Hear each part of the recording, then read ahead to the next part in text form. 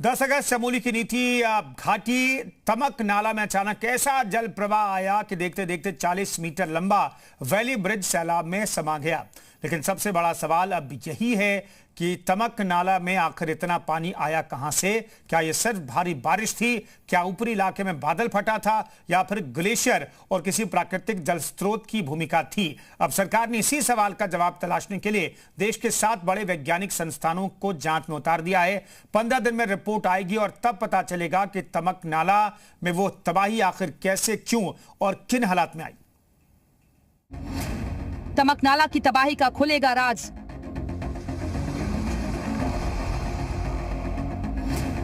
बादल, बारिश या ग्लेशियर, तबाही की वजह क्या?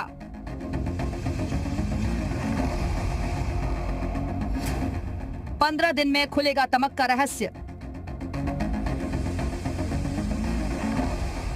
ये वही तमक नाला है जहां 10 अगस्त की शाम अचानक पानी और मलबे का ऐसा सैलाब आया कि कुछ ही पलों में पूरा मंजर बदल गया।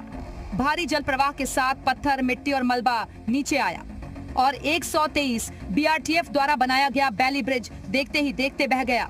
तबाही कितनी बड़ी थी, सैलाब सिर्फ पुल तक नहीं रुका, BRO का कैंपर वाहन भी पानी और मलबे की चपेट में आ गया। मौके पर मौजूद BRO का जवान पंकज बाढ़ में बह गया और अब तक लापता है। तमक गांव में कई घरों, खेतों और सेब के बगीचों को नुकसान पहुंचा। लेकिन इस पूरी तबाही का सबसे बड़ा सवाल है कि इतनी कम देर में तमक नाले में इतना पानी आया कहां से? क्या ऊपरी जलग्रहण क्षेत्र में बेहद तेज बारिश हुई? क्या वहां बादल फटा? क्या पहाड़ पर कहीं भूस्खलन हुआ और उसके बाद पानी और मलबा एक साथ नीचे आया?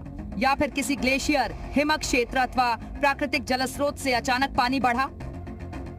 अब इन्हीं सवालों का वैज्ञानिक जवाब तलाशा जाएगा। उत्तराखंड राज्य आपदा प्रबंधन प्राधिकरण ने जांच के लिए देश के 7 प्रमुख वैज्ञानिक संस्थानों को जिम्मेदारी दी है।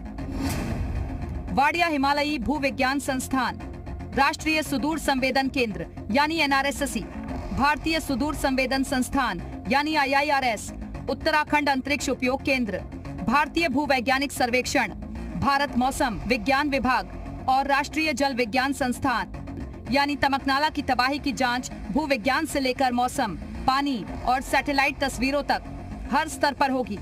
जांच सिर्फ ये बताने के लिए नहीं है कि 10 अगस्त को क्या हुआ, वैज्ञानिक ये भी बताएंगे कि आगे क्या हो सकता है। इन सभी पहलुओं पर भी रिपोर्ट तैयार होगी। USDMA ने सभी 7 संस्थानों से अपने अपने विशेषज्ञता क्षेत्र में जांच पूरी कर 15 दिन के अंदर रिपोर्ट देने को कहा है। 15 दिन बाद रिपोर्ट आएगी और उसी रिपोर्ट से पता चलेगा कि तमकनाला में तबाही कैसे आई, क्यों आई और क्या पहाड़ के इस हिस्से पर खतरा अभी भी बरकरार है।